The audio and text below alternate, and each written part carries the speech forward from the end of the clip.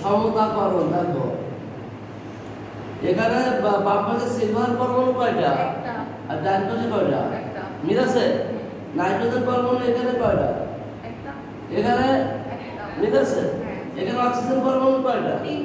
এখানে আছে দুইটা। আল্লাহ এরা হাত দেখি ধরো, এটা দুইটা, আল্লাহ কয়টা? একটা। এই যে দুই রে কত গুণ দিলে এক হয়? হাফ। এই যে হাফ দিয়ে গুণ করে একটা বলা হয়। ওকে, তাহলে দেখো অক্সিজেন 2 আর 1 3 হয়ে গেল। এবারে ভগ্নাংশ রাখা যাবে না, এই জন্য সবাইকে 2 দিয়ে গুণ করতে হবে।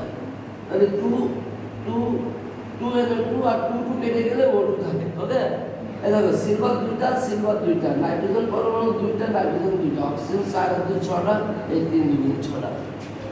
ওকে, মিলেছে কিনা? সবাই বুঝছো?